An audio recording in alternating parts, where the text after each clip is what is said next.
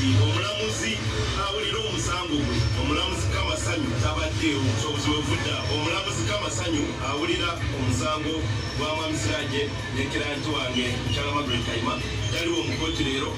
Amanya eddoboozi bamutemesa SMX representing straight out SMX media. Nabbi omukazi ate teyasuze mu kkomera munnange. Nabbi omukazi yasuze mu kkomera oluvannyuma lwa kkooti omugamba agenda weebakeeyo ennaku ze bataatutegeezezza naye nga kirabika ayinza okwebakayo ekitone ennyo nga weeks 2 naye nga nabbi omukazi ki ekyamutwasizza mu kkomera na lwaki kyaze ekyokubeera nga nabbi omukazi asulayo mu kkomera. Nabbi omukazi bamugamba oba omusango gwe bamuguddeko omusango w'okugezaako okukusa omuntu avunaanibwa omusango ye ate amutolose amudduse wane mu ggwanga lya Uganda asobole okugenda ewalala gye bataasobole mujja kumuvunaana misango ng'ani ono gwe yabadde atolosa oba ani gwe yabadde ayambako okubeera nga atolosa okujja mu Uganda omutwala ewantu ewala gye bataasobole okubeera nga bamulaba.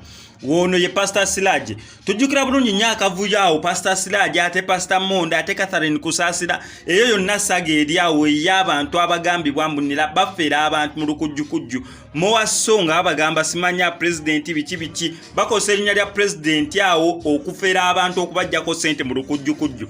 Pastor Siraje ye tukimanyi bulungi nnyo mbu baamutwala dda mu kkomera ekitalya gyali mu kubeera nga alinze emisango okubeera nga gisaadibwawo completely n'omuntu omulala kati yagenze mu kkomera ye nabbi omukazi. Pastor Siraje abamu bagamba mbu beeyagaane nabbi omukazi mbu Pastor Siraje yasigula nabbi omukazi okumujja eri wa Pastor Iga. Nabbi omukazi ebyo abyewakana agamba Pastor Siraje ye mukwano gwe neera babadde nga ba mukwano. Ekyokubiri nabbi omukazi agamba mbunira Pastor Siraje ebyo bibagamba mbu simanyi nali muyambako okutoloka okuva mu ggwanga lya Uganda agende ewalala nze sikimanyiiko. Ye agamba mbu Pastor Siraje ebyo bamugamba mbu bamusanga agezaako okubeera nga mutolosa mu ggwanga lya Uganda mbu Pastor Siraje yali alina gy'alaga nakubira nabbi omukazi nga nabbi omukazi yalina permit. Pastor Siraje talina permit n'abantu abamwetolodde bo tebalina driving permit ate nga nabbi omukazi yalina driving permit. So Pastor Siraje nakubira nabbi omukazi ng'egyali mukwano gwe mbu bannange jangu onvugeko ontwaleko eno n'eno naye nabbi omukazi ate nga naye yali agenda side zeeyo ejjinja munange akwata Pastor Siraje ye nga amuvuga. Ye nabbi omukazi agamba nze saabirimu ebyokugamba mbu neyo banali mutolosa ate nali siyinza kugaana mukwano gwange nga nkubidde okuŋŋamba mbu bannange njaga kuntwalako wana ate ŋŋaane.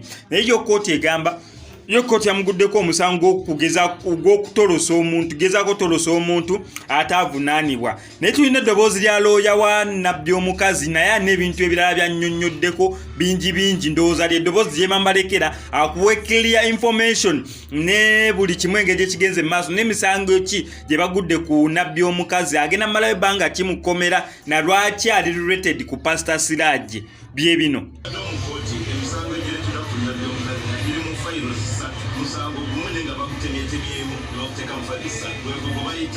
Accessory after the fact inti omwawalabirwa yayamba omuntu avunaanibwa emisango okutoloka okuvunaanibwa eyo emisango esajjuka egiri ku nabbi omukazi. Abalala bamucagize nabo omuli Pastor Siraje n'abantu abalala bo bali ku misango gya kufuna busente mu lukujjukujju obutedi mandibag forest pretense naye nga nabbi omukazi oba Mukyala Nakayima Maki y'omusango gwe gwa accessory after the fact inti yagezaako okutolosa omuntu avunaanibwa emisango.